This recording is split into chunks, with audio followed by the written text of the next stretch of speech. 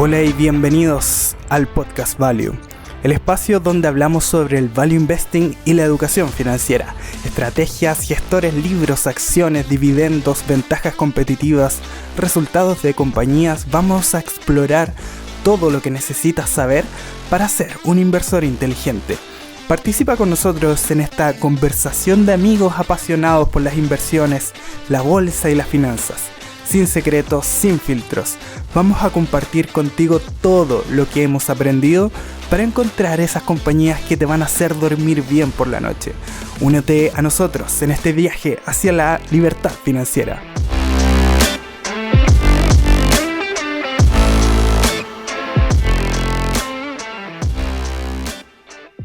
En este podcast no realizamos ningún tipo de asesoría ni recomendación de inversión. Todo lo contrario, lo realizamos con fines educativos para que usted pueda tomar las mejores decisiones de inversión basados en su propio análisis.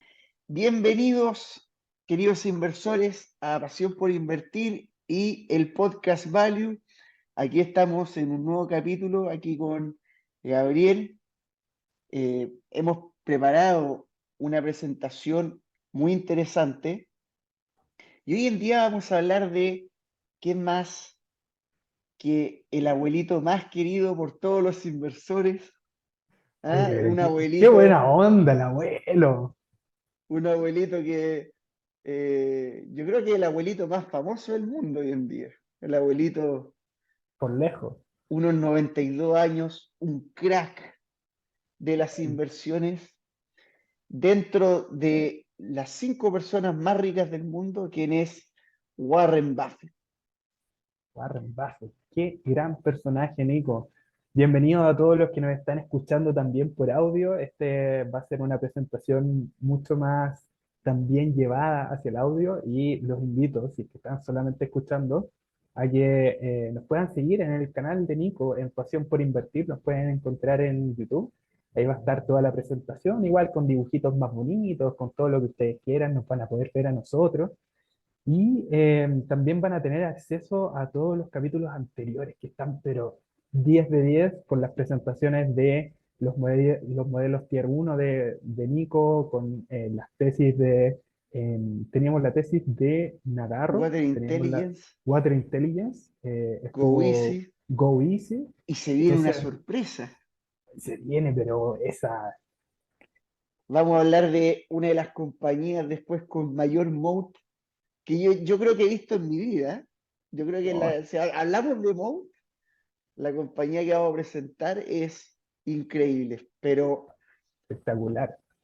qué bueno que Ahora, de repente nosotros tengamos esa transversalidad de tener un espacio para estas leyendas de la inversión. Al final, qué mejor que, más allá de hablar de los resúmenes de libros, que muy bien tú conoces, Gabriel, ajá, sobre todo ello, hay ciertas cosas que siempre pasan y que nosotros no visualizamos, que es eh, el día a día que tienen estos super inversores, los hábitos que tienen, de repente, cómo fue su infancia, cómo llegaron al mundo de la bolsa. Hay veces que se omiten esas cosas. sí, es súper interesante y es para darle un poquito más de dulzura a este podcast también, no que todo sea todo número, todo cuadradito, vamos a darle un poquito de sazón a esto, ¿vale? Entonces, Me vamos parece. entonces a comenzar a compartir pantallita.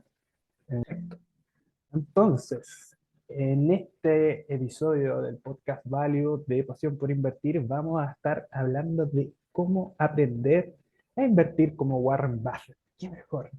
Y vamos a Oye, comenzar con... antes que comenzar, Dale, dato dale. freak, 2500 Oye, calorías. es que, ¿A qué va eso?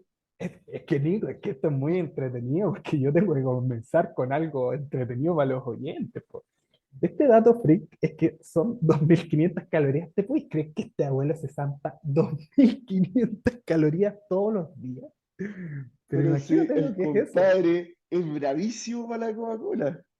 O sea, se manda 5 Coca-Cola, se manda 3 hamburguesas del McDonald's, Y de verdad que una de las cosas que más me impresionó es la vida sencilla que lleva este tipo. ¿Sí? Por ejemplo, muchas de las cosas que están en esta presentación están básicamente extraídas desde dos lugares. El documental de HBO de Becoming Warren Buffett y del libro Buffettología. Y ahí te entregan varias anécdotas interesantes, entre ellas, que este tipo eh, pasa en el camino de su casa al trabajo o viceversa, se va calculando cuánto es lo que puede gastar en el desayuno. Imagínate lo que es eso. O sea, dice, mira, si hoy día en la mañana la bolsa bajó mucho, no puedo tomarme el desayuno de 3,12 centavos. Entonces voy a tener que tomarme el de 2,97. Entonces, ahí prefiero un par de empanaditas y una Coca-Cola. Mira, Nico. Y Así me da nosotros risa acá, porque si él quisiera, te compra la mitad de Jam Brands y listo, y listo. es Lo una que locura. tiene el dinero para comprarse Taco Bell y me da risa que ahí está con 3 centavos. Sí, no, está cañísimo, cagado, como decimos acá en Chile. No, y bueno, vamos a hablar, pero ¿por qué? ¿Por qué vamos a hablar de Warren Buffett y por qué todo el mundo habla de Warren Buffett? Mira, acá en la imagen, y para la gente que nos está escuchando solamente, tenemos en pantalla una serie desde el 2012. Bueno, esta imagen está extraída obviamente para que se vea mejor, pero es la composición desde el año 1964 hasta el 2022 de la empresa Berkshire Hathaway, la matriz de donde es el CEO, el presidente, el chairman Warren Buffett, y nada más ni nada menos que esta acción ha multiplicado por más de 37.800 veces. ¿Qué puedes creer lo que es eso, Nico? O Yo sea, sí veo imagínate, y se ve brutal. pero mira, imagínate, las ganancias totales desde el 64 hasta el 2022 del S&P 500 es un 24.708%. Pero mira el dato que te da después lo que es Berkshire. O sea, te da una composición anual desde esa fecha, desde el 65 al 22, del 19,8% anual compuesto por todos esos años. O sea, imagínate, es una locura de inversión. ¿Te imaginas ya haber sido amigo íntimo de Warren Buffett y o sea, es que voy a poner mi plata contigo, pero nada más así como para wear, te voy a poner unos $10.000. Claro, confío en ti. Mira, Confío en Nico ti. vaya a ser el próximo Warren Buffett. Mira, te entrego $10.000. Esto es todo lo que tengo. Y después tenía una Puta, tasa anual compuesta del 20% por 50 años. Ay, pero, loco, sí, de hecho, esto es, mira, imagínate, acá tenemos lo que hubiera sido invertir $100 el 31 de diciembre del año 68. ¿En qué se hubiera convertido si hubiera estado invirtiendo en el SP 500, que es la línea celeste? Se hubieran convertido alrededor de un poquito más de $10.000, ¿cierto? Y si hubieras invertido en Berkshire Hathaway, al año 2020 tendrías cerca de $1.000.000. Con $100, no, y- impresionante. imagínate. O sea, este rendimiento es pero una locura. Por eso es por qué vamos a hablar de Warren Buffett. Si bien lo que nosotros tenemos como información de Warren Buffett son cosas bastante simples, la información es súper fidedigna porque hay muchas personas a su alrededor que han presentado y saben de lo que están hablando. De hecho, Buffettología fue escrita por la nuera, por la ex esposa de su hijo, que literalmente estuvo años y años cenando todos los días con Warren Buffett y el tema, imagínate, Nico, imagínate estar nosotros, una familia, cenando y que todos los días estemos conversando de inversiones. No, me Básicamente, imagino. para nosotros sería el paraíso.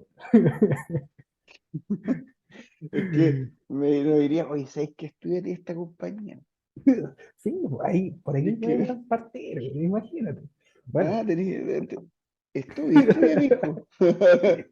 oye, mijo. Mira, entonces vamos a partir hablando más o menos de algunos de los datos que la mayoría de las personas que han estudiado Buffett saben.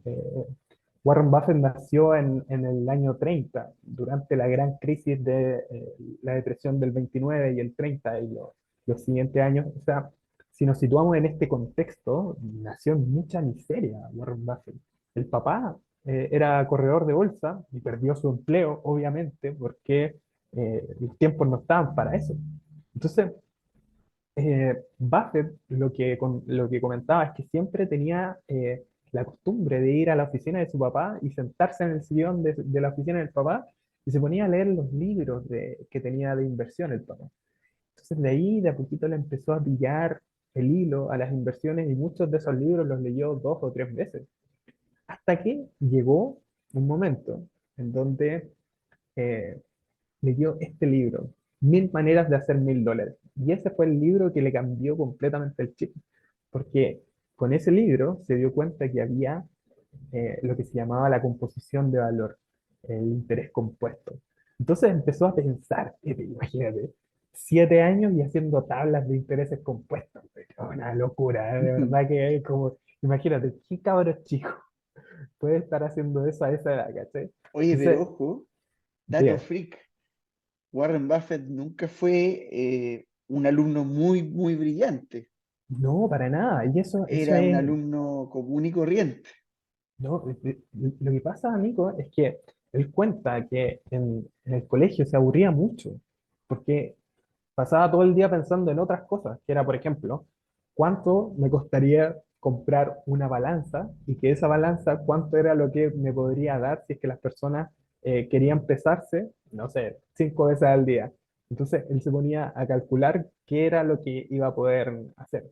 Al final, lo que empezó a hacer es que empezó a trabajar desde muy chico, eh, repartiendo periódicos, trabajando vendiendo Coca-Cola y así varios trabajos más, con lo que juntó sus primeros ahorritos y se compró efectivamente su primera máquina y que fue lo que empezó a hacer primero fue vender negocios, colocar negocios de pinball, o sea, estas maquinitas Los ¿cómo se llaman? flippers, como Los conocemos aquí flippers, en Chile. esa.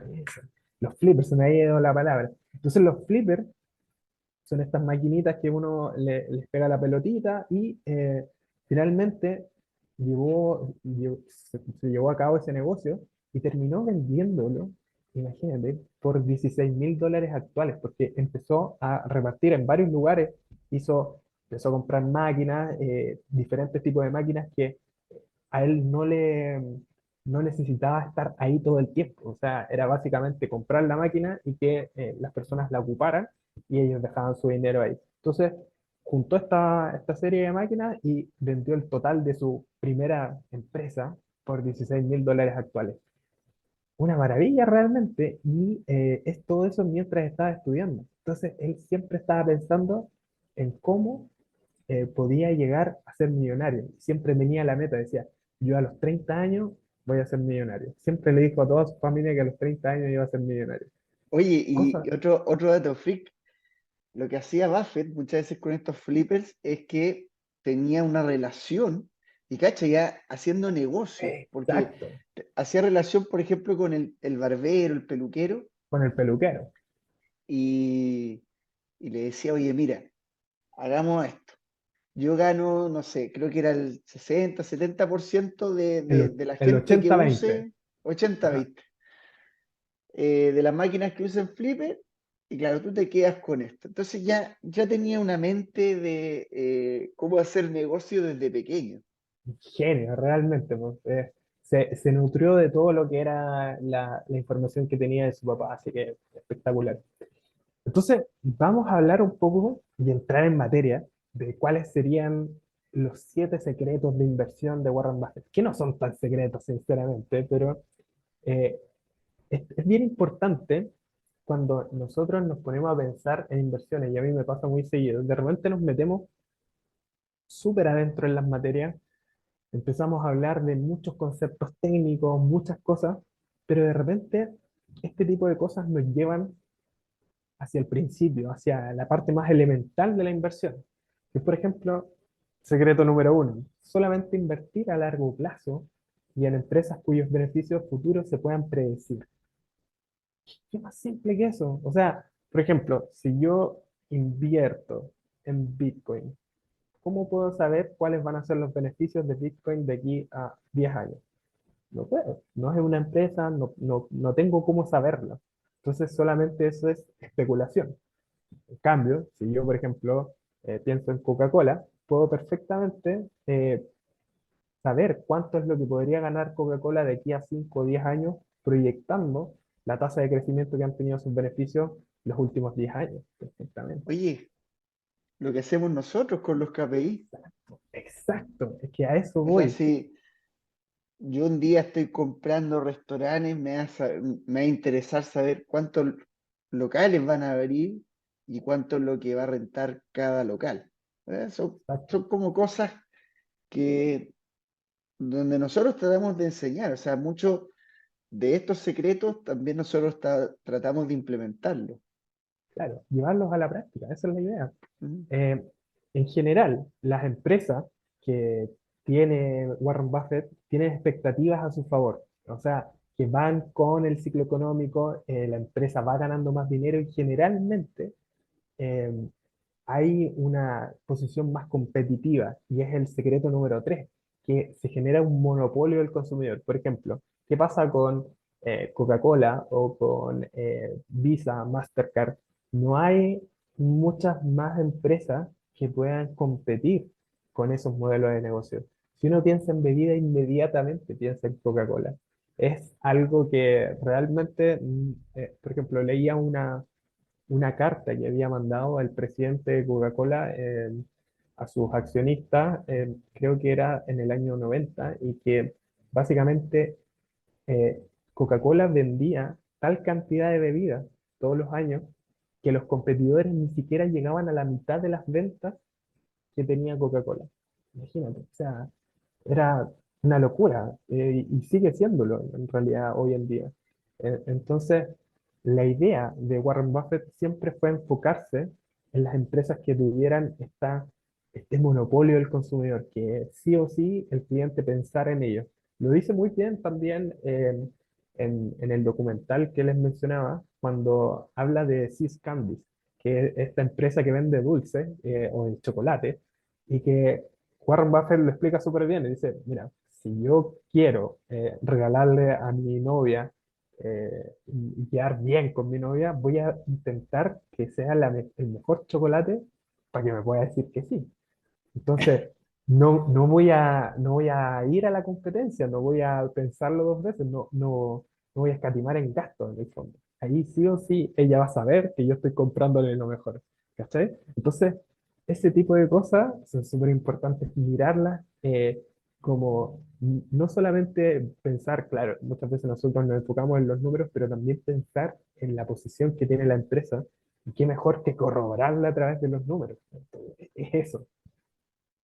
Yo creo que eh, toda esta filosofía de inversión, o sea, existe Buffett cuando es más joven, eh, tiene un estilo completamente distinto al Buffett eh, después cuando es más viejo. O sea, hay un Buffett antes de Charlie Munger y hay otro Buffett después de Charlie Munger. Exacto, sí, completamente. Pero ¿sabéis Y qué?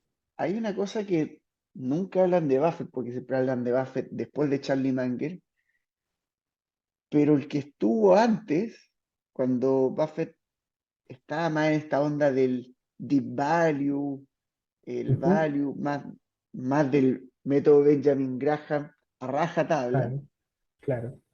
hoy también le fue muy bien. Pero le fue muy requete contra bien. Y de hecho, hay una serie de factores que tiene el Buffett más jovencito, que hay un ciclo económico a su favor también, eso hay que tenerlo en cuenta. Y lo otro, que es súper importante, es que tenía acceso, como tenía menos capital, a comprar empresas más pequeñas o en etapas más tempranas. Y eso es lo que nosotros también hemos dicho muchas veces dentro de los otros episodios, que cuando invertimos, por ejemplo, en small caps, es muy fundamental estudiar muy a fondo la empresa, qué es lo que hace el negocio y sobre todo la parte contable. Lo que hace Nico cuando presenta estas tesis es develar si es que hay un fallo en la contabilidad, si es que realmente se puede cumplir el guidance de la compañía o no. Y fue realmente el método que usó Warren Buffett para poder comenzar a invertir y generar composición de valor de forma muy rápida. O sea, al principio estaba generando, qué sé yo, año tras año 40, 50%, pero después una vez que ya llegas a tener más de 100 millones de dólares, no se puede invertir de la misma forma. De 1.000 millones de que dólares ya es otra ahí cosa. pusiste un punto clave. Mira, la otra vez estaban diciendo que, oye, ¿sabes qué? Encuentro que Peter Lynch es mejor inversor. Oye, es que Stanley Druckenmiller ha generado muchos mejores retornos. Yo le digo, sí, o sea, de parte de vista de la rentabilidad puede ser, pero mete en la ecuación 100 billions. Claro, es que ese es el tema. Y yo digo, entonces pasa eso, que no podéis comparar a Druckenmiller, que tiene 2 billions o 4 billions, con 100 billions. Son dos Claro, cosas o sea, completamente, o sea, si yo quisiera, por ejemplo, comprar, imagínate la empresa que te decía, The Watches of Switzerland. La empresa vale 1 billón, es una compounder total. Yo la vi, me gustó, una empresa, o Nagarro. claro, Imposible comprar, o sea, imposible, imposible. tendría O que comprar sea, la compañía entera. y claro, quizás la gente hay algunas personas que nos están escuchando y dicen, pero ¿por qué sería imposible? No es tan complicado. Porque hay una serie de leyes que impiden que estas compañías o que estos fondos tan grandes puedan comprar un cierto porcentaje de la compañía. Y lo otro es que, por ejemplo, bueno, Nico sabe mucho más del reglamento de eso porque está mucho más en el día a día del fondo, pero corrígeme si me equivoco, hay cierta cantidad de acciones que se pueden comprar en un día. Y si, por ejemplo, el volumen que transan agarro son, no sé, 500.000 euros al día y yo vengo y coloco de una, no sé, quiero comprarme la mitad de la compañía, van a ser lo que sea, 7 billones, no, no se puede, o sea, es imposible. Es que incluso Buffett, cuando habla que, por ejemplo, compraba Occidental Petroleum, Buffett se demoró creo que 1 mes. Iba Claro, comprando así, en construir la posición porque ¿sí? Se demora una superaba. cantidad de tiempo. Claro, o sea, es esperar a que llegue el límite legal, que es lo que alcanza para comprar y todo lo demás. Entonces, esas son cosas bien interesantes. Y vamos entonces con los otros secretos que tenía la inversión de Warren Buffett. El número 4 es el precio que pagas va a determinar la rentabilidad que se puede esperar de la inversión. Nico, pero aquí no puede ser más evidente eso. Cuando nosotros estábamos haciendo modelos y estábamos haciendo los KPI, y por ejemplo decíamos que en la peor situación que podría pasar, Nagarro podría llegar a tener una acción que esté cotizando a 75 euros, significa que ese es posiblemente el máximo drawdown y que yo tendría que, ojalá, esperar a que el precio esté muy cerca de ese. ¿Qué mejor que eso? Porque ahí podría tener mucha más rentabilidad para una empresa como esa o alguna otra, ¿cierto? Sí, es que, mira, incluso te voy a poner este caso. Imagínate, tuviéramos que ya Nagarro valiera esos 2.000 euros. Es que imagínate esto, o sea, compraste la acción, no sé, a 100 euros. A 100 euros ya es multiplicar por 20. Me la comprado a 50 es multiplicar por 40. Imagínate, imagínate. Entonces, pasan esas cosas, sí. Y el precio que tú pagas es tremendamente importante porque las acciones o todo lo demás se rige bajo dos factores, crecimiento y valoración. Claro, Entonces, si tú compras un edificio a mitad de precio y después claro. vuelve a su valor original, duplicaste. Pero Esa es si la, ya esa el, es la el cosa. edificio te da unos retornos extraordinarios, el Claro, capital se va a seguir componiendo. Y eso es lo que se ve, por ejemplo, en el libro 100 Buyers, claro, es muy claro. O sea, lo ideal de estas 100 Buyers es comprarlo en su mínimo de valoración. claro. Y ahora estaba viendo, haciendo el cálculo de cuánto sería lo que sería el valor, la tasa del interés compuesto que podría generar si es que compra una empresa por 50 euros y después llega a costar 2.000 euros. Y es increíble, de 44% anual compuesto, es una locura. Así que, bueno, ahí uno puede empezar a hacer números. Vamos entonces con el siguiente, que lo primero es escoger la empresa que a ti te gusta y después esperar a que esté en el precio que a ti te conviene. Es más o menos lo mismo que estábamos comentando. Eh, Charlie lo explicaba de una forma bien entretenida, que era como, si yo me gusta una chiquilla, voy a esperar que termine con su novio para poder entrar a hablarle. Claro, es eso, básicamente, es esperar, tener paciencia para cuando llegue el momento, agarrarse las manitos y apretar el botón verdecito, ¿Y qué pasa ¿cierto? con el patas negras? ¿Le pasa Ahí como a no. Teladoc, tú decir?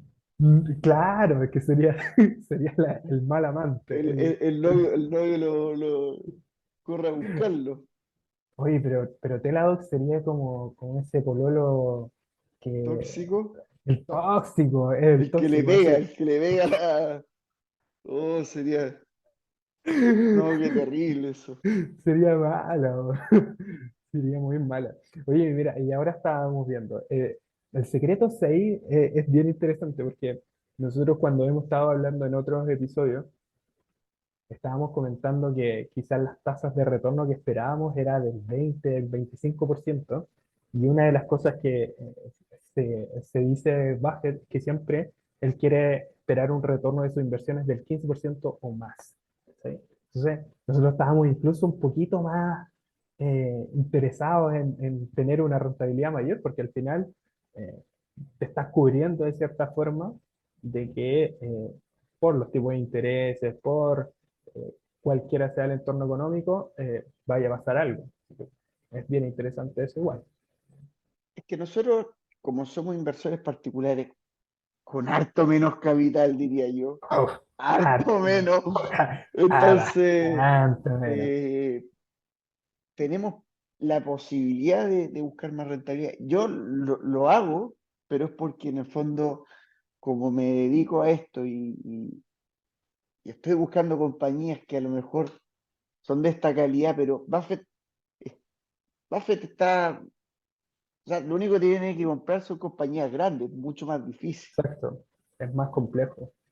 Y por último, es gestionar el dinero de otras personas, porque al final Buffett no lo hizo solo. Buffett es un genio, siempre tuvo una inteligencia prodigia con los números, todo lo que quieras, pero hay algo que es innegable, que sin la influencia de las otras personas, Buffett jamás podría haber sido lo que fue. Y gracias a todos los aciertos y errores, se convirtió en la leyenda que es hoy en día. Así que imposible. Vamos entonces ahora a ver algo de la Buffetología avanzada, que es la segunda parte del libro de Buffetología escrito por David Clark, es esta parte. Y David, que es analista de inversiones, él determinaba bueno, que también era no cualquier analista, muy cercano a la familia Buffett, por eso él fue parte de la persona que escribió el libro. Y el primer test es la determinación que él hace, por ejemplo, para poder ver si es que una compañía va a resultar o no, es la determinación a simple vista de ver solamente si es que los beneficios por acción son constantes y crecientes. O sea, veo una tablita y vemos si es que esto está creciendo, si es que es una compañía que a veces tiene altos beneficios por acción y de repente bajan, porque hay diferentes tipos de compañías. Hay compañías cíclicas, hay compañías que en todo, bueno, sabemos que cualquier tipo de compañía nosotros nos podemos beneficiar eventualmente, pero lo que idealmente espera Warren Buffett es ver beneficios constantes y crecientes. El Es que eso segundo al test, final, sí, sí, Gabriel, ahí para hacer más hincapié en el punto, ajá, habla de lo que Warren Buffett define como buscar acciones compounders, claro, efectivamente, sencillas. Él muchas veces cuando habla de querer invertir, siempre dice que él, mira, muchos de los analistas, te diría que la gran mayoría, le gustan los saltos mortales, hacer 3 backflips, saltar 5 metros, cuando al Un imposible. final Buffett lo que dice que la prueba es solo saltar, y si se puede con un trampolín, mejor. Sí, no hay punto extra por hacerlo más difícil. Exacto. Al final Eso. es hacerlo bien nomás. Lo único que si No hay al final te piden saltar, lo ideal es que sea lo más fácil. Aquí no hay premios por, oye, ¿sabéis qué? Eh, Te doy un premio por haber invertido en la nueva tecnología sobre inteligencia artificial de no sé qué. No la existe nueva premio, empresa que creó ChatGPT. No sé, claro. A lo whatever. mejor Water Intelligence, negocio aburrido, sencillo, fácil, pero a lo mejor te rinde muchísimo más. Y es No, un negocio que todos en algún momento vamos a necesitar. Entonces, ¿qué, qué más importante que el agua? Entonces, son ese tipo claro. de negocios los que buscamos. El segundo test, entonces, sería la determinación de la tasa de la rentabilidad inicial. Entonces, básicamente acá lo que hacemos es tomar los beneficios esperados para el año de la empresa, de una compañía X, y vamos a dividirlo por el precio de su acción. Eso va a dar la tasa de la rentabilidad inicial. Por ejemplo, el precio de una acción que es de 3,8 y los beneficios son de 0,46. Entonces, si hacemos la división de eso, te da una tasa de rentabilidad inicial de 12,1. Entonces, ahí eso, Nico, si quieres acotar algo, dale nomás. Es conocido como el earnings yield, si no me equivoco, ¿no es cierto? Exacto, exacto. Entonces, es básicamente tener este concepto como para partir con algo, ¿vale? Y después tenemos la determinación de la tasa de crecimiento de beneficios por acción. Entonces, aquí ocupamos una calculadora financiera o ahí las turbulencias que hace Nico por aquí y por allá, pero es Con Excel. muy fácil. Un Eh, Excel.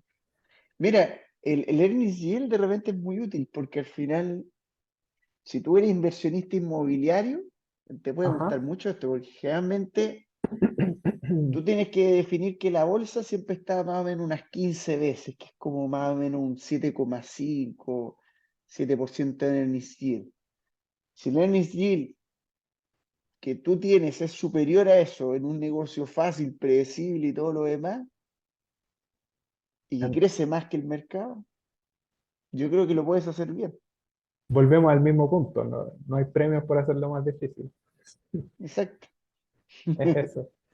Entonces, la determinación de crecimiento por BPA, básicamente vamos a colocar el valor presente, la cifra de beneficios de la empresa, por ejemplo, en este caso, en 1980, y después los beneficios del valor futuro de 1985, que podría haber sido en ese ejemplo estaba Coca-Cola. Y ahí se determina el crecimiento anual compuesto de los beneficios por acción.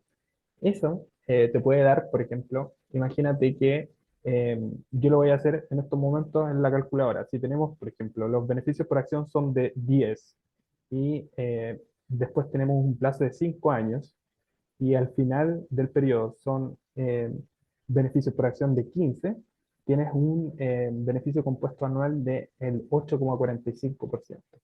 Entonces, es lo que ha hecho el beneficio por acción, que es la métrica más importante en la que nos deberíamos fijar como inversores para extrapolarlo hacia el futuro y ver cuánto es lo que nosotros deberíamos colocar.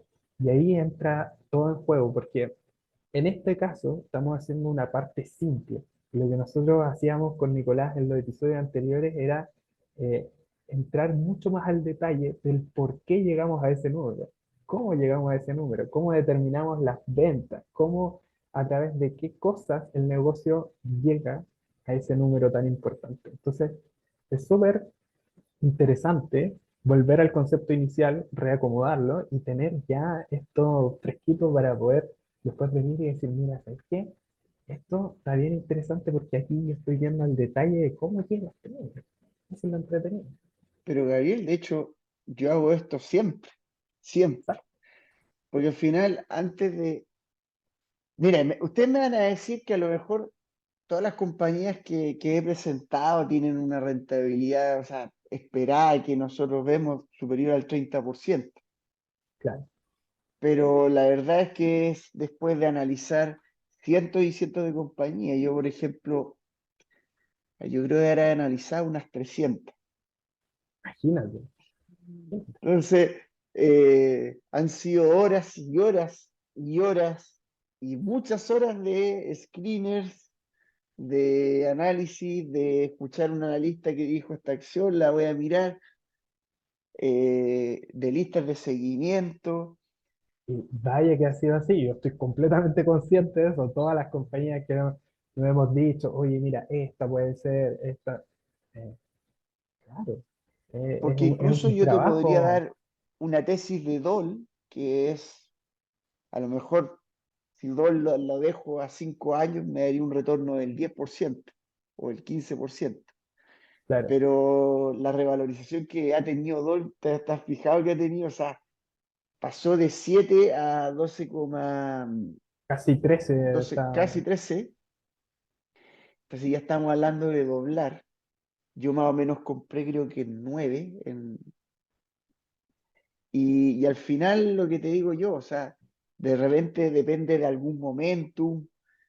eh, Hay que siempre tener escenarios distintos. Exacto. En todo lo que es la inversión, por supuesto que sí. Mira, Nico, y esto es bien interesante porque acá estamos viendo ROIs elevados.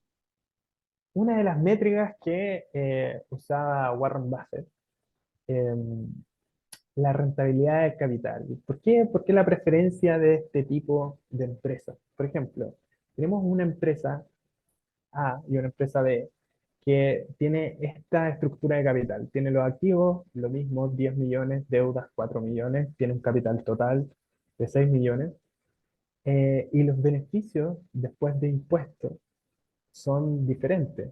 La empresa A tiene 1.980.000 después de impuestos y la empresa B tiene 480.000 después de impuestos.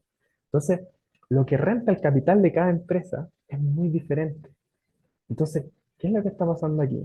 Que hay una empresa que, que su management, que la directiva, gestiona muchísimo mejor el capital que le llega. Y esa es la maravilla. Entonces, si tenemos dos empresas, por supuesto, la que siempre vamos a querer elegir es la que lo hace mejor, claramente, ¿no? Entonces, ¿Sabes, Gabriel? Me he estado metiendo porque hoy en día he visto muchas acciones, por ejemplo, que están muy baratas, sobre todo en todo lo que es ropa. claro, No sé si te has fijado el tema de la ropa, pero la sí, industria de la ropa es donde el ROIC es lejos la métrica más importante. Y te lo claro, digo porque al final, eh, si te voy a dar un ejemplo. Yo que ahora he estado viviendo el mercado de los relojes, si tú ves eh, The Swatch, de Swatch Group, que es un grupo que podría ser la competencia de Watches of Switzerland, tenemos una compañía que es de extremo lujo, claro, extremo lujo, y una compañía que es de lujo, te diría que medio. Ah, claro. yo te diría que una te vende más o menos en promedio relojes entre $9.000 y la otra te debe vender relojes a $500. Entonces, si tú ves eso en el retorno de capital, tienes una compañía que debe tener un ROE, en este caso un ROE, del 8%, mientras que la otra compañía tiene un ROE del 27%. Es que eso es, al final, eso es lo que vamos viendo, eso es lo que buscamos. Entonces, ¿qué es lo que pasa? Acá, en este caso, hacemos lo mismo prácticamente, porque acá tenemos el ejemplo de que, por ejemplo, la empresa A va a generar 1.98 millones de dólares al año y la base de capital que llaman en este libro, se necesitarían 24,75 millones de obligaciones del Estado al 8% porque convengamos que las obligaciones del Estado, o en este caso las letras del Tesoro, aquí lo ponen como obligaciones del Estado, es como la tasa de referencia. Cuando nosotros vemos el Excel, en este caso tú también la tenías ahí al 8, ¿no? O era, En el Excel, la tasa de ajá, obligaciones. es el 8, ¿no? Bueno, ahí Es lo que puede haya, ser, o sea, a ver. dependiendo de a cuánto estén las tasas de interés de lo Ah, que sí, esté sí, por en- supuesto. O sea, en lo que son tasas de obligaciones, lo que claro, pasa es que ahí depende, a ver, hay un factor muy importante, porque si bien yo las tengo al 8 en lo que es el descuento de flujos de caja, claro, hay que meterse siempre en el reporte anual y ver si la compañía tiene, cuánto tiene deuda a tasa fija y cuánto tiene a tasa variable. exacto. Entonces, básicamente acá lo que te dan es una referencia para contrastar y ver cuál sería el lugar seguro, que en este caso serían las obligaciones del Estado, que te darían un 8%, y el propietario de la empresa en este caso te dice, bueno, te vendo la empresa por 24,75 millones, Nico. En ese caso estarías pagando 4 veces el capital propio o el enterprise value, o 12,5 veces los beneficios, que sería el PER. Entonces, ¿qué pasa? Si compras las acciones de la empresa cuando eh, su capital propio equivale a 24,75 y la vendes después de cuando estamos viendo acá en el año 11 que la base de capital o el enterprise value está en 103 millones, va a tener una rentabilidad de más del 15%. Entonces, básicamente, ¿qué es lo que está pasando acá? Estamos eligiendo a la empresa que está gestionando mejor sus recursos para poder tener una rentabilidad mucho mejor a largo plazo. Es eso, pensar en el largo plazo y ver cuál empresa es la que me va a servir más. ¿Sabes, Gabriel? Mira, otra cosa interesante, o sea, que tiene el ROIC, pero esto, Ajá, es que esto va a depender mucho, porque lo que tú dijiste tiene mucho sentido en compañías estables. claro. De repente hay que tener cuidado de cierta Es industria, que por ejemplo. eso es lo interesante, pues, Nico, porque acá estamos viendo como una generalidad dentro de las empresas que le gustan a mi abuelito, pues, al cabro que se zampa 2.500 calorías al día, ¿cachai? Pero no todas las compañías sirven las mismas métricas. Eso era lo que íbamos. De hecho, una cosa interesante, Gabriel, ¿dónde se ven los altos ROICs? ¿En qué parte del balance tú crees que llega esos altos ROICs? Cuéntame, Nico, ¿dónde está eso? En el flujo, en lo efectivo. Si tú Exacto. vas a una compañía, por ejemplo, como Meta, que Meta siempre ha Ajá. tenido unos ROICs elevadísimos, Elevadísimo. tú ves que la compañía no tenía ni siquiera no tenía nada de deuda, nada, no tenía ni siquiera un préstamo.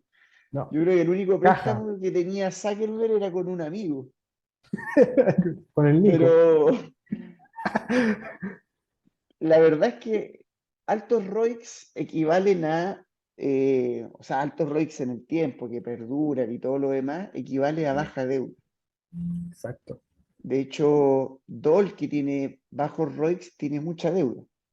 Exacto. Ahora, va a Es que, depender siempre de los contextos y todo lo que vemos. Estamos hablando, pero este es un muy buen claro, escenario para las empresas compounders. exacto. ¿Qué es lo que pasa? Que el ROI que es una métrica que básicamente nos mide cómo estamos gestionando la plata de la empresa. Y como bien dices tú, siempre se va a ver reflejado al final en los flujos de caja. O sea, vamos a tener, mientras más alto sea el ROI, vamos a tener mejor gestión de las platas. Y eso va a implicar que vamos a tener más beneficios al final. Es una muy buena forma de... De hecho, Ahora, depende de la estructura de la empresa, porque hay otras empresas que no necesariamente tienen eso. Hay que ver, pero por ahora estamos en la parte más general y podríamos decirlo de esa forma. y oye, ¿y sabes por qué te digo que hay que tener cuidado con el ROI? Porque no me hay de creer esto, pero adivina cuánto es el ROI que tiene Medifast. No lo sé, no es una empresa que ahí estaba estudiando. Bueno, ¿Cuánto?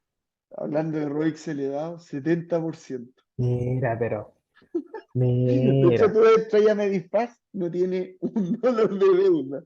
Ahora, ¿qué es lo que Ah, pasa? Porque sí, te digo que depende del negocio, porque Medifast está en lo que es el eh, consumo discrecional. Eso claro, se le llama cuando tú, por ejemplo, consumes productos que a lo mejor no son de primera necesidad, pero sí son productos que si hay un buen grado de marketing, si hay toda esta capacidad de generar y generar más ventas, va a ser positivo. Pero en el caso de Medifast, como estamos entrando a un menor consumo, se ha visto caída en la empresa. Por ejemplo, la compañía llegó a valer creo que unos $300 y hoy día está a 94. Así claro. que tengan ojo con eso de los ROICs Mu- elevados. Mucho cuidado, claro, sí es eso. Al final siempre hay que estudiar a fondo la compañía, no necesariamente porque haya una métrica que haya tenido relación con una de las cosas que se fijaba Warren Buffett, va a significar que tú tengas que comprar esa empresa. De hecho, dentro de el libro Buffettología, estoy recordándome que hay una serie de 7 preguntas que el autor te dice que tienes que pasar para poder llegar a decir si es que te podrías recién plantear la posibilidad de comprar una compañía. Porque la idea también, acuérdate, es esperar a que llegue al precio que uno quiere. Eso es parte de. Entonces, Exacto. es bien interesante eso. Ahora, Nico, aquí esto yo lo quería, cuando estaba haciendo esta diapositiva, estaba pensando también en los negocios como los relojes de Suiza. Porque, ¿qué vamos a hacer cuando nosotros tenemos una empresa de alta calidad, pero vamos a pagar un múltiplo mayor? ¿Qué en este caso, qué preferirías tú? ¿Tener una empresa que va a pagar un múltiplo de valoración más bajo o tener un múltiplo de valoración mejor o mucho más alto, pero con una mucho mejor compañía, con una compañía de calidad? Como diría mi profesora de inglés, it depends. O Tal sea, cual. en el punto siempre va a depender, ¿Por qué no porque le mostráis esto a tu profesora de inglés? ¿Ya? porque siempre va a depender. Por ejemplo, yo tengo dos compañías que son muy distintas, Claro, y una puede ser Nagarro, que es una compañía de alta calidad, ¿no? O que puede ser una tremenda compounder, o puede ser Dole, que puede ser, a lo mejor tiene un moat enorme, pero tiene un ROIC bajo, pero está a un múltiplo muy atractivo. O sea, siempre va a depender del escenario en que estemos. exacto. Depende siempre. Yo también estoy de acuerdo en eso. Ahora, de acuerdo a la filosofía de Warren Buffett, que ahora estamos hablando de Warren Buffett, siempre, él al principio de sus tiempos lo que hacía era sacar rentabilidades muy rápidas, teniendo en cuenta empresas de bajísima calidad que estaban pero deprimidas, con un PER de 3 veces o de 4 veces, y lo que hacía era exprimir la última parte de la colita del cigarro para que tuvieran la última subida y después se vende y listo, generamos un 40 o un 50% de una en unos cuantos meses. Esa es una estrategia. Hay que De tener hecho, mucho ojo, mucho cuidado con eso. Berkshire, Berkshire Hathaway la obtuvo así, era una compañía de Exacto, textiles. exacto, era una pésima compañía. Ahí después te tengo otra anécdota ahí al final de la presentación respecto a eso. Y básicamente acá lo que estamos diciendo es que en el 88, cuando empezó a comprar acciones Buffett, tenía un ROIC cercano al 33%. Y en este caso, el ejemplo que dan es que si hubiéramos invertido $100.000 en ese año y se hubiesen conservado hasta el 96, se hubieran convertido en $912.000. Y eso hubiese sido un crecimiento anual compuesto con una rentabilidad del 31%. Entonces estamos acá mezclando dos conceptos: el monopolio del consumidor, un ROIC elevado, y eh, estos tipos fueron y acumularon acciones de Coca-Cola y pagaron un precio medio de básicamente un PER de 24 entre el año 88 y 89. Y imagínate que el S&P 500 en ese año estaba cotizando a 12 veces. O sea que en términos de PER, esta compra fue 90% más cara que el promedio del S&P 500, pero resultó que después multiplicó por 20 veces. Eso. Entonces, eso ¿Puedo es lo hacer un interesante. hincapié, Gabriel? Por Porque supuesto, depende, a ver, lo que pasa es que Coca-Cola en los años 88, 89, había sufrido que en el Pepsi, 87, claro, precisamente, Pepsi hizo un campañón, claro, o sea, una campaña espectacular. Entonces, pasó que con todo esto el tema de que empezó a ganar cuota de mercado, que empezó en el fondo con todo esto, no sé si viste ese documental, hubo uno muy interesante de el avión Harrier, el jet Harrier, ¿dónde está mi jet? no, no lo he visto, pero No, sí es espectacular. O sea, algo voy un a tipo ver, que po. le dice, tenía que conseguir no sé cuántas millones, o sea, de cupón y todo el tema. ¿Ya? El tipo investigó ese cupón, pagó los cupones y no sé, un Jet Harrier eran, no sé, 7 millones de cupones. El buen lo logró y quería su Jet Harrier. Espectacular, po, No, es que espectacular. Pepsi lanzaba campañas, pero a lo loco. No, Y bueno, claro. lo sigue Y haciendo, pero tuvieron una guerra de campañas ahí. ¿Quién se llama Michael Jackson? ¿Quién? Ahí de exacto. Y todo. de hecho, en este capítulo es muy interesante porque pasa que Coca-Cola, claro, tú estás viendo esas 29 veces que a lo mejor pagó el mercado, perdón, que pagó Buffett, pero es que hay que considerar si es que hubo alguna caída en los beneficios. Claro, Entonces, eso, claro, porque ¿qué te puede pasar? Imagínate como lo que pasó con Meta. claro, A Meta exacto. cayeron los márgenes un 20%, eh, al final hubo o sea, un de-rating, llegó a $90, que estaba ridículo, pero la verdad es que estáis pagando 16 veces beneficio. Ahora, el tema es que si ese beneficio tú lo normalizáis, y con todo este tema del CAPEX, el metaverso, lo quitáis de la ecuación, en verdad lo que estáis pagando era 8 veces por el negocio de Exacto. la publicidad digital. Es eso, es eso. A eso es lo que tenemos que llegar al final. Entonces, Eh, yo conozco muy bien esta compra, por eso yo te la estoy comentando, y lo sí, que ¿no? calculaba Espectacular. Buffett es que ellos pensaban que podían llegar a PER 5 en una serie Exacto. de años. Entonces, por eso invirtieron fuertemente en la compañía, porque en el fondo veían que estaba pasando por un mal momento, habían hecho una nueva fórmula que salió desastrosa, desastrosa. Eso fue lo que te decía del 87, que eso fue el punto de inflexión, fue la nueva fórmula que fue un fracaso y que hubo cortadura de cabeza de directivos, quedó pero la cagada máxima en la compañía y bajó muchísimo el 87, entre el 87 y el 88. Y ahí fue cuando se dieron cuenta que esperando el precio de esta gran compañía que ya la tenían mega estudiada, era el momento. Claro, entonces tú tenés que, como te digo yo, saber si eso hay que normalizarlo o no. Entonces, por eso Exacto, yo hago el hincapié de que a lo mejor dice, oye, pero Buffett compró 20". Sí, pero hay que ver si había que exacto, normalizarlo. exacto. Pero es interesante ese concepto porque realmente lo que uno ve o lo que está en los libros, lo que está en la teoría, es que ellos pagaron esa cantidad. Como que fue un múltiplo alto en el fondo. Pero claro, si uno lo normaliza y si va ahí hacia el otro lado, quizás no fue tanto en realidad. Porque si te das cuenta, de hecho, aquí mismo sale que en el 88 pagó un múltiplo de 29 veces y 15 veces en el 89. ¿Eso qué te indica? Lo mismo que estás diciendo tú, es una baja en los beneficios y que probablemente haya que normalizar muy bien esa tabla de beneficios. Pero súper interesante. entretenido hablar de esto, Nicolás.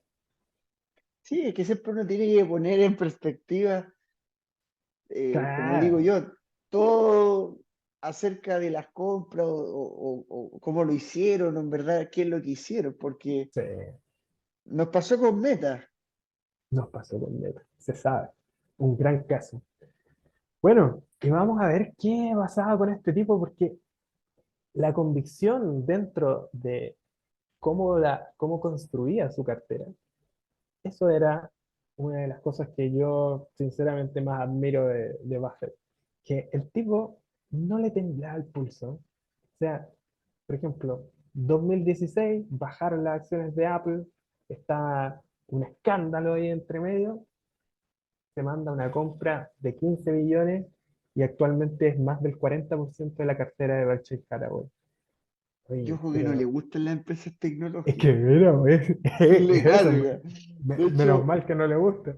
Oye, pero de hecho, imagínate, es que no, siempre he dicho que Apple fue una excepción, porque es lo que siempre veía era que salió un nuevo iPhone y Buffett veía, "Weón, están todos corriendo, veo todo, las tiendas tan llenas".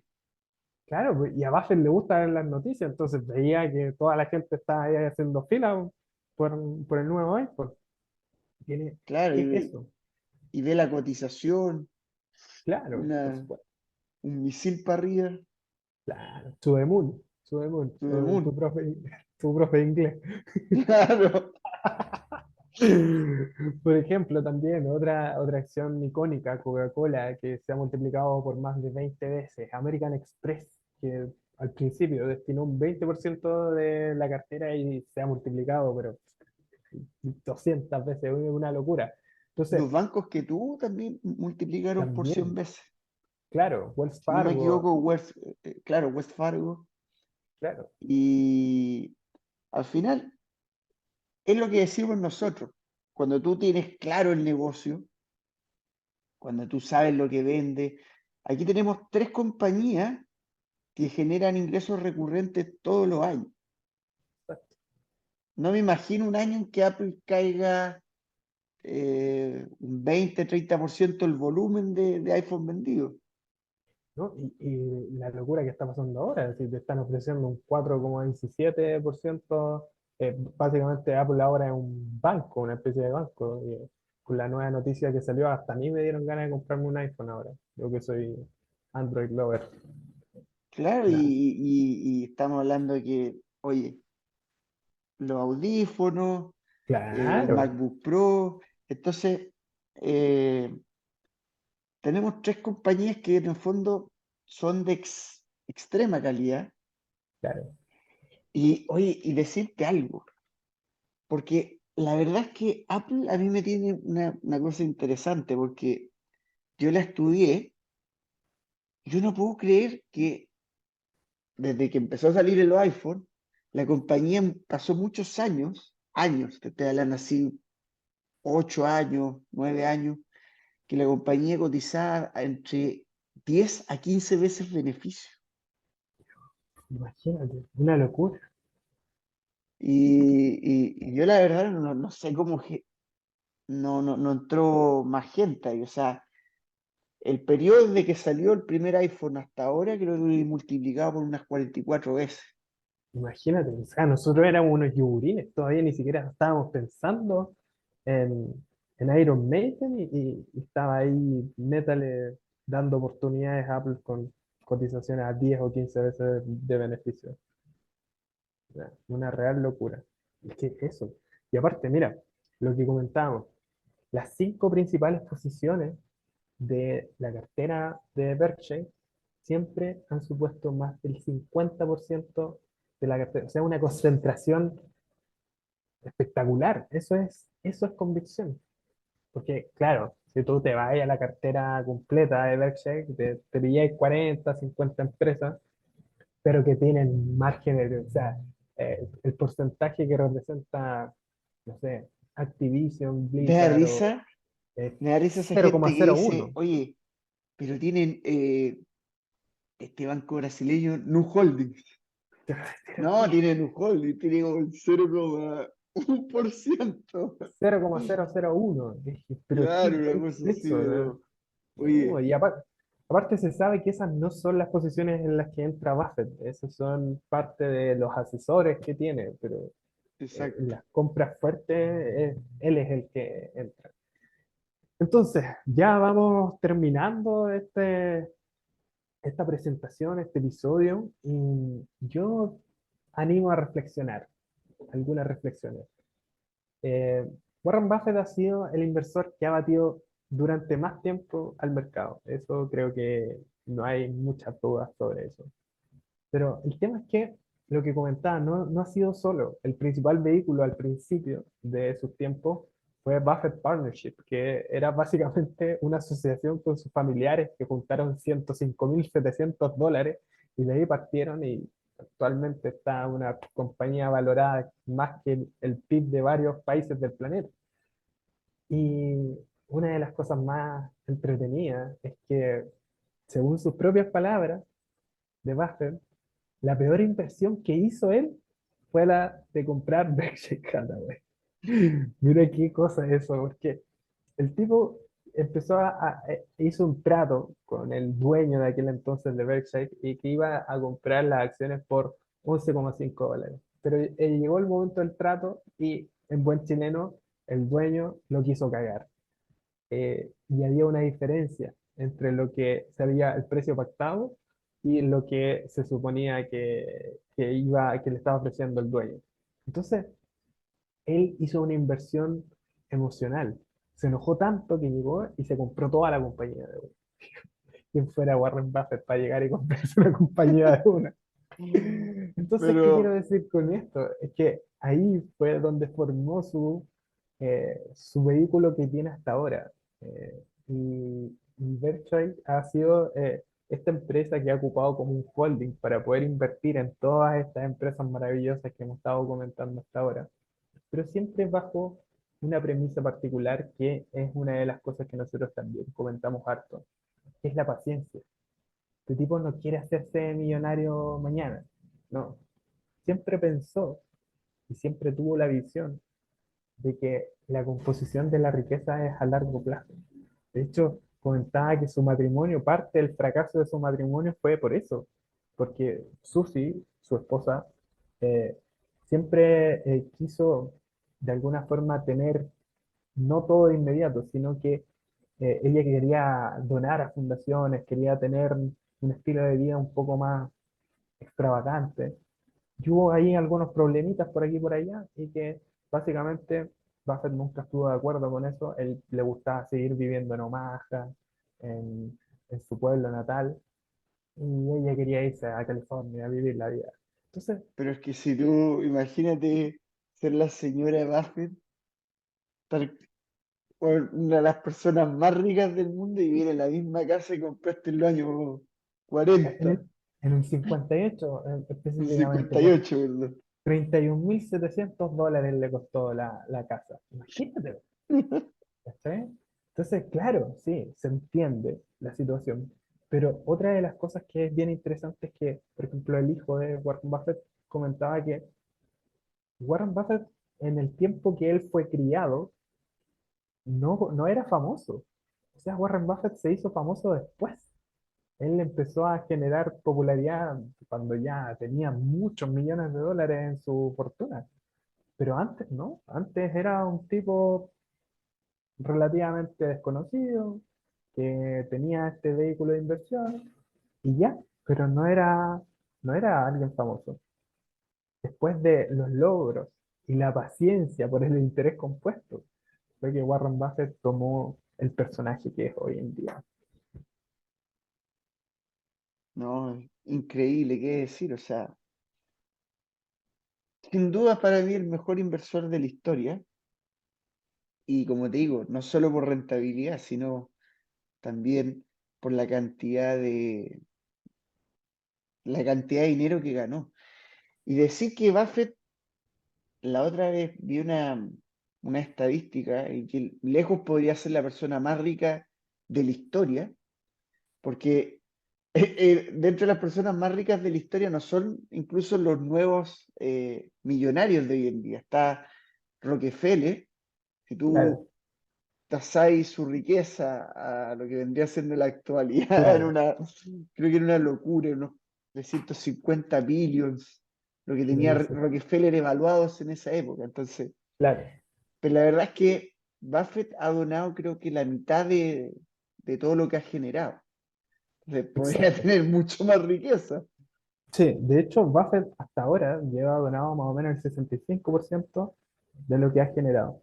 Y él tiene una meta, que es donar el 99%, 99% de su riqueza para cuando, después de que él muera, a la fundación Bill y Melinda Gates. Yo creo que va a Eh, generar inflación si lo pone en la economía. un sexto retiro. Claro.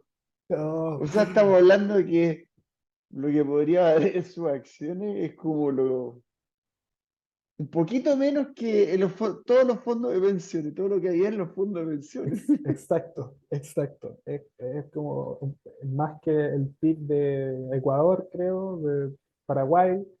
Es una Pero locura. se podría Entonces, comprar Bolivia también. sí, no, Nos compra los sobradísimo, tres ahí. Listo. sobradísimo. Ahí con 3 países para mí. ¿Ah? ¿Qué, Sí. qué? Oye, ¿Hay jugado mamá, al hoy día me ataque? compré un país. ¿Hay jugado al ataque? ¿Qué es eso? Que es un juego ese como de estrategia. Uno pone las fichitas y si ya sabes que voy a atacar a Brasil, ponte tú. No, no, me falta mucho por jugar, Nico. Me voy a poner a jugar GTA. Pero básicamente, chiquillos, chiquillas que nos están escuchando, eh, yo creo que es un personaje que nos queda, no creo que nos quede demasiado para seguir disfrutándolo. Hace poco di una entrevista y él ve que hay una situación en la banca que es compleja, pero que por supuesto vamos a salir de ahí. Y yo quiero comentarles que en realidad es bien simple la filosofía de inversión de Warren Buffett.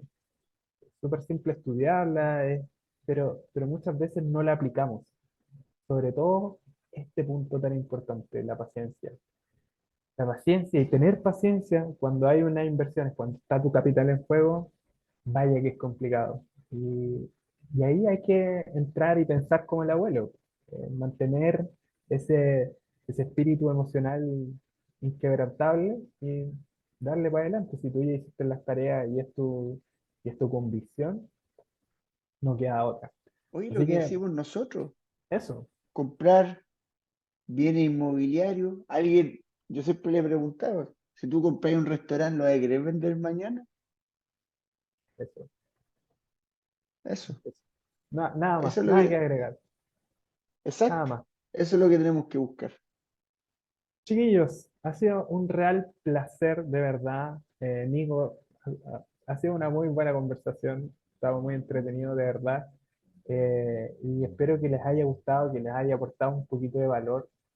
Importante de repente conversar y suavizar el tono de los temas que estamos hablando y coméntenos, ¿cierto, Nico? Que nosotros estamos muy agradecidos de todos los mensajes que nos han llegado y ha sido una verdadera locura, en verdad, que nos han agradecido harto por el contenido que estamos haciendo. Creo que estamos entregando valor y, y creo que más adelante vamos a poder seguir dándole y siguiendo entregando valor como este tipo de contenidos, como las tesis que hemos presentado.